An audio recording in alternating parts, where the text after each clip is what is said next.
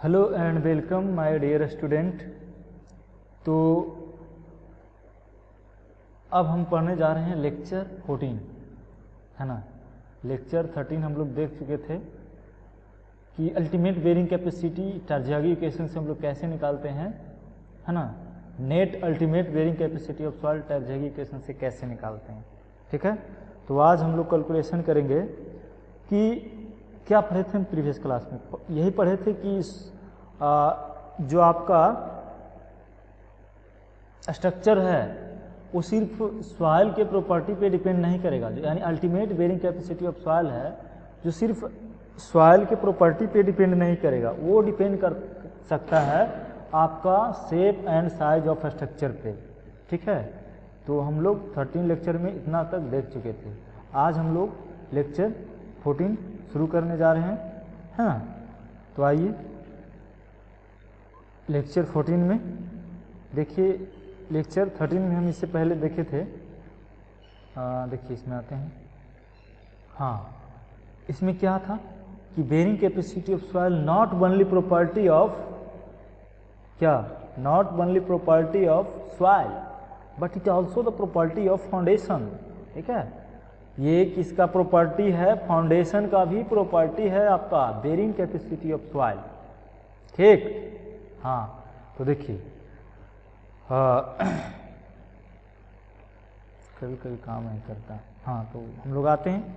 तो कहने का अर्थ है कि आपका स्ट्रक्चर कैसा होगा, सर्कुलर भी हो सकता है, मतलब आपका फाउंडेशन जो आपका होगा सर्कुलर भी हो सकता है, रेक्टेंगुलर भी हो सकता है और ट्राइपेजॉइडल भी हो सकता है, ठीक है।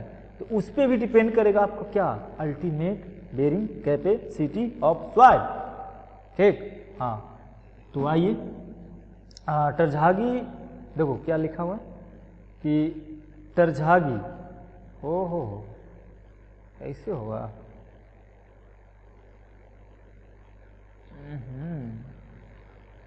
पॉइंटर तो हम सेलेक्ट कर लिए, चलिए फिर कर लेते हैं, क्या दिक्कत। हाँ, तो यहाँ पे क्या कर रहे हैं कि Terzaghi bearing capacity of soil, Terzaghi bearing capacity of soil is valid only strip footing. देखो टरज़ियागी किसके लिए वैलिड है, स्ट्रिप फुटिंग, क्योंकि हम जब सब नहीं पहले पढ़े थे कि मेरा फुटिंग कैसा होना चाहिए, स्ट्रिप फुटिंग होना चाहिए, है ना। किसने बोला था, टरज़ियागी ने एजम्पशन कर लिया था कि मेरा फुटिंग जो है कैसा है, स्ट्रिप फुटिंग है, ठीक है। तो बट एक्चुअल में ऐसा होता है क्या, नहीं होता है। आपका स्ट्रिप फुटिंग हर जगह नहीं मिलेगा, फुटिंग आपका डिफरेंट टाइप का मिलेगा, ठीक है। तो कह रहा है कि if shape of footing different then modify equation of use as under. अगर आपका फाउंडेशन यानी फुटिंग क्या है, डिफरेंट है, तो आप टरज़ियागी इक्वेशन को मॉडिफाई कर सकते हैं, okay.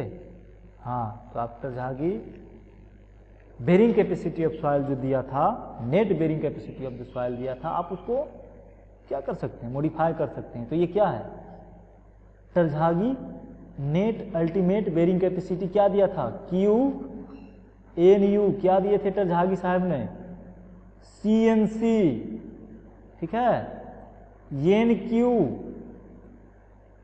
Q into NQ plus half V gamma N gamma.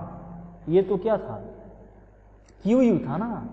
अब QNU हमको लिखना, ये क्या हमने लिख दिए हैं, हम QU लिखे हैं, ultimate bearing capacity of soil लिखे हैं, लेकिन हमको लिखना क्या है, net ultimate bearing capacity of soil. तो इसमें से माइनस क्या कर दें, अरे बताइए माइनस में क्या कर दें, DF इंटू गामा टी कर दें। हाँ, DF इंटू गामा टी इसमें से माइनस कर देते हैं, ठीक है। तो ये मेरा क्या आ जाएगा, net ultimate bearing capacity of soil निकल के आ जाएगा, क्या कोई प्रॉब्लम नहीं। तो ये किसने दिया था, ये तो टरज़ियागी ने बोला था ना। ये किसके लिए वैलिड है, ये आपका वैलिड है ओनली फॉर स्ट्रिप फुटिंग के लिए। किसके लिए, ओहो स्ट्रिप फुटिंग के लिए, ठीक है, स्ट्रिप फुटिंग के लिए। लेकिन हर जगह स्ट्रिप फुटिंग तो नहीं हो सकता है। कहीं पे आपका क्या हो सकता है, सर्कुलर भी होगा, स्क्वायर भी होगा, रेक्टेंगुलर भी होगा, वो जोडल भी होगा, ट्राइपोजोडल भी हो सकता है ना। तो उसके लिए बोला कि आपको अगर डिफरेंट प्रकार का फाउंडेशन मिलता है तो टेरझागी बेरिंग कैपेसिटी ऑफ जो सॉइल दिए हैं उसको आप मॉडिफाई कर सकते हो। तो देखो मॉडिफाई करके क्या लिखा है, स्क्वायर फुटिंग के लिए। किसके लिए? स्क्वायर फुटिंग के लिए। स्क्वायर फुटिंग के लिए कि नेट अल्टीमेट बेरिंग कैपेसिटी जो ऑफ सॉइल जो होगा वो कितना होगा, 1.3 CNC plus Q NQ minus 1 plus 0.4 gamma N gamma, बोलिए width into gamma N gamma, है ना। अब यहाँ पे चेंजेस आपको देखने को क्या मिल सकता है, और यहाँ पे क्या आपको चेंजेस देखने को मिला, तो यहाँ पे चेंजेस देखने को ये मिला, यहाँ पे क्या टेरझागी ने जो इक्वेशन दिया था स्ट्रिप फुटिंग के लिए, उस इक्वेशन में CNC के आगे कुछ मल्टीप्लाई है, अरे CNC के आगे कुछ मल्टीप्लाई था नहीं ना, लेकिन यहाँ पे क्या है 1.3 है, ठीक है। और यहाँ पे देखिए तो क्या था, यहाँ पे क्या था 0.5 था, लेकिन क्या हो गया 0.4 हो गया, बोलिए हो गया कि नहीं। अरे यही क्वेश्चन है जो ये लिखा हुआ है ना, वही क्वेश्चन है, लेकिन इसमें क्या ये मल्टीप्लाई एक्स्ट्रा हो गया है, 1.3 आपका अलग से आ गया है, 1.5 की जगह 1.4 आ गया। क्यों? ये आपका स्क्वायर फुटिंग होने की वजह से मॉडिफाई है, ये इक्वेशन क्या है, मॉडिफाई है, टेरझागी इक्वेशन का मॉडिफाई इक्वेशन है। तो जहाँ आपको मिले क्या स्क्वायर फुटिंग, तो आप नेट अल्टीमेट बेरिंग कैपेसिटी जो आप यूज करिएगा ये यूज करिएगा, है ना। कौन सा यूज करना, ये यूज करना, ठीक है, याद रहेगा, भूलिएगा नहीं ना।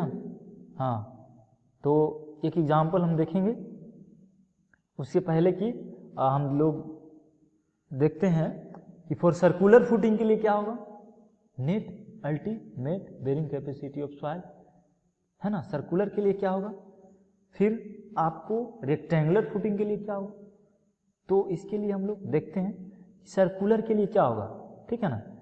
सर्कुलर फुटिंग अगर आपका है तो सर्कुलर फुटिंग तो ये, हाँ अगर क्या होगा देखिए,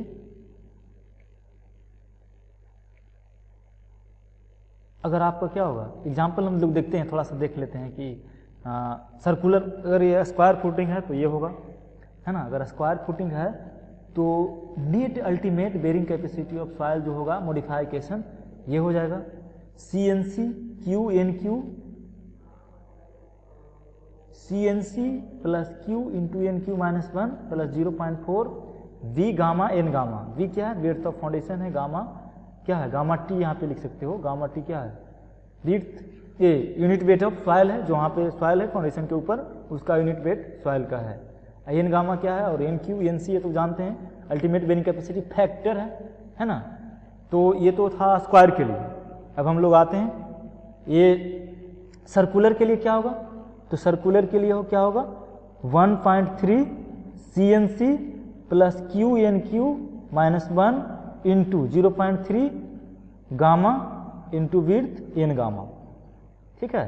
ये गामा T क्या है, यूनिट वेट ऑफ सॉइल। अब देखो एक चीज़ बहुत इंपॉर्टेंट मैं बताने जा रहा हूँ तुम लोग को, बहुत इंपॉर्टेंट है ये, तुम कंसेप्ट नहीं जानोगे तो न्यूमेरिकल नहीं कर सकते हो। देखो ये Q को हम क्या लिख सकते हैं, यहाँ पर जो Q है उसको क्या लिख सकते हो, इस Q को क्या लिख सकते हो, DF इंटू गामा T लिख सकते हो। अरे बोलो यार लिख सकते हो कि नहीं। तो ये गामा T क्या है और ये गामा क्या है, ये गामा T नहीं है मेरे भाई, ये गामा T नहीं है। देखो वो गामा अलग है और वो गामा अलग है। अब कहाँ अलग है क्या है बताता हूँ मैं, फाउंडेशन में आओ, फाउंडेशन मजबूत करो अपना, ठीक है। तो ये आपका क्या है, ये आपका ग्राउंड लेवल, ये आपका क्या है ग्राउंड लेवल, यहाँ से आप लोड अप्लाई किए हो, है ना। तो यहाँ पे भी सॉइल होगा आपका, अरे होगा कि नहीं, यहाँ पे सॉइल होगा ना, यहाँ पे सॉइल होगा, और इसके नीचे भी सॉइल होगा क्या, इसके नीचे सॉइल नहीं होगा, अरे सॉइल होगा ना, हाँ। तो इसके नीचे भी सॉइल है और उसके ऊपर भी सॉइल है। तो हमको गामा टी जो आपको लेना है, यहाँ का गामा टी, ये है गामा टी आपका यूनिट वेट सॉइल का फाउंडेशन के ऊपर वाला, ये फाउंडेशन लेवल है ना, उसके ऊपर वाला, ये बेस ऑफ द फाउंडेशन है, इसके ऊपर वाला गामा टी हो गया। और ये आपको क्या हो गया, गामा हो गया, ये फाउंडेशन लेवल के नीचे वाला सॉइल का गामा, ठीक है, ये नीचे वाला सॉइल है उसका गामा, ठीक है ना। हाँ, और देखो आप तो कह सकते हो कि सर नीचे तो बहुत सारा सॉइल है, तो कहाँ तक हम इसका इफेक्ट देखेंगे, बोलिए। और नीचे भी तो गामा है, दूसरा लेयर आ जाएगा सॉइल का, तो उसका तो यूनिट वेट सॉइल का चेंज हो जाएगा, होगा कि नहीं। अरे दूसरा लेयर आ जाएगा सॉइल का, यूनिट वेट सॉइल का चेंज हो जाएगा। आपका एक क्या दिए, सैंड दिए हैं, एक क्ले दिए हैं, तो क्या दोनों का यूनिट वेट सॉइल का सेम होगा, बोलिए सेम होगा, नहीं ना, डिफरेंट होगा, बिल्कुल डिफरेंट होगा। तो इसमें देखिए आपका जो गामा यहाँ पे लेना है वो डिफरेंट होगा, यहाँ पे गामा डिफरेंट होगा। तो इसका सॉइल का इफेक्ट हमको कहाँ तक देखना है, तो जो विड्थ ऑफ फाउंडेशन होगा ना, ये फाउंडेशन का विड्थ होगा, उतना ही डेप्थ तक हमको इफेक्ट देखना है इस फाउंडेशन का, यानी बी इफेक्ट तक हमको देखना है सॉइल का। उसके नीचे क्या है कुछ नहीं, हमको उसको मतलब नहीं है, सैंड है क्या है उससे मतलब नहीं है, हमको इस फाउंडेशन लेवल के बी विड्थ तक ही कंसीडर करना है सॉइल को, उसके नीचे नहीं जाना है आपको, ठीक है। तो ये गामा जो है यहाँ पर का सॉइल का यूनिट वेट है, और इसमें जो गामा छुपा हुआ है डीएफ इंटू गामा टी है ना, तो ये जो गामा टी है फाउंडेशन लेवल के ऊपर वाला सॉइल का गामा टी, ठीक है। इस पर हम न्यूमेरिकल करेंगे और वाटर टेबल इफेक्ट भी देखेंगे आगे, जो बहुत इंपॉर्टेंट है ना, इस पे ही डिपेंड है, इस पे ही डिपेंड है। इस नहीं समझ में आएगा तो वाटर टेबल इफेक्ट नहीं समझ में आएगा, ठीक है। तो ये हम लोग सर्कुलर फुटिंग के लिए मॉडिफाइकेशन लिख दिए, ultimate bearing capacity of soil, ठीक है। फिर लिख देता हूं मैं, net ultimate bearing capacity of soil QNU for circular footing के लिए कितना 1.3 CNC प्लस Q को लिख सकते हो, Q को क्या लिख सकते हो, गामा टी इंटू DF लिख सकते हो ना, NQ minus 1 plus 0.3 B into gamma into N gamma, ठीक है। हाँ, ये मॉडिफाइड फॉर्म है सर्कुलर फुटिंग के लिए। अब सबसे इम्पोर्टेंट ये था, अब देखो रेक्टेंगुलर फुटिंग के लिए भी है, लेकिन आप तुम याद रख सकते हो सकता पूछ ही दे क्वेश्चन में। तो modify equation of rectangular footing के लिए क्या होगा, 1 प्लस 0.3 V क्या है, विड्थ ऑफ फाउंडेशन, L क्या है, लेंथ ऑफ फाउंडेशन, L है लेंथ ऑफ फाउंडेशन, तो 1 plus 0.3 V upon L into NC plus QNQ minus 1 plus 1 minus 0.2 V upon L, ठीक है। ये किसके लिए वैलिड है, फॉर रेक्टेंगुलर फुटिंग के लिए।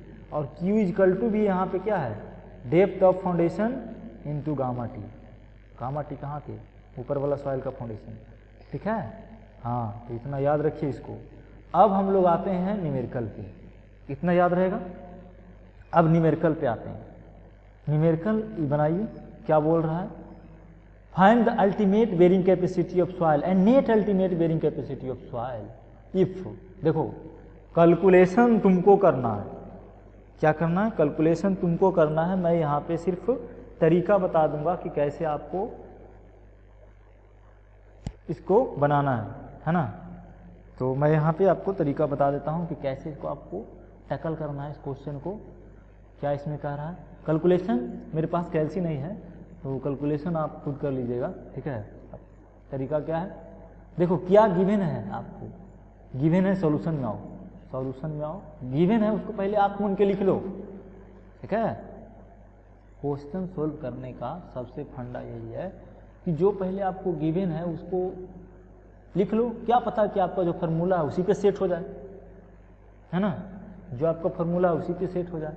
तो क्या हो जाएगा, आपको गिवन क्या है, NC है, NC इजकल टू कितना 5, NQ इजकल टू गिवन है 4, N गामा भी गिवन है 2, और सबसे बात खास ये है कि DF भी दिया हुआ आपका, DF कितना है, DF, ओहो, डेप्थ ऑफ फाउंडेशन 5 मीटर, इसको कैंसिल कर दो, थोड़ा उल्टा हो गया है, ठीक है, उल्टा हो गया।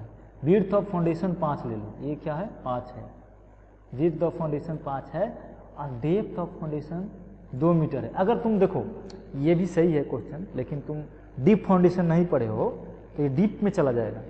अगर बी इक्वल टू तुम 2 मीटर लेते हो और डेप्थ इक्वल टू 5 मीटर लेते हो ना, तो फिर तुम चल जाओगे डीप फाउंडेशन में, जो मैंने नहीं पढ़ाया है क्योंकि आपके सिलेबस में नहीं है पढ़ना, ठीक है, वो सिलेबस में आपका नहीं पढ़ना है। तो डेप्थ ऑफ फाउंडेशन क्या हो जाएगा, डेप्थ ऑफ फाउंडेशन यहाँ पे 2 मीटर लेना है, विड्थ ऑफ फाउंडेशन कितना लेना है 5 मीटर। तो आप पहले डिसाइड कर सकते हो कि फाउंडेशन आपका क्या है, शैलो है या डीप है। तो टरझागी ने किसके लिए इक्वेशन दिया है, शैलो के लिए दिया है और डीप के लिए नहीं दिया है, ठीक है ना। तो यहाँ पे आपका क्या हो जाएगा, देखो चेक करो, डेप्थ ऑफ फाउंडेशन कितना है 2 मीटर है ना जी, और विड्थ ऑफ फाउंडेशन 5 है। तो अगर depth of foundation less than होता है विड्थ ऑफ फाउंडेशन से, तो आपका फाउंडेशन कैसा होता है, शैलो होता है। कैसा होता है, शैलो फाउंडेशन होता है। तो आप सीधा क्यू यू वाला फार्मूला लगाइएगा ना, टरझागी वाला, कितना होता है C plus D F into gamma T, ठीक है, D F into gamma T plus क्या होता है एन गामा एन क्यू होता है ना, अब प्लस क्या होता है half V N gamma into gamma, बोलिए होता है कि नहीं।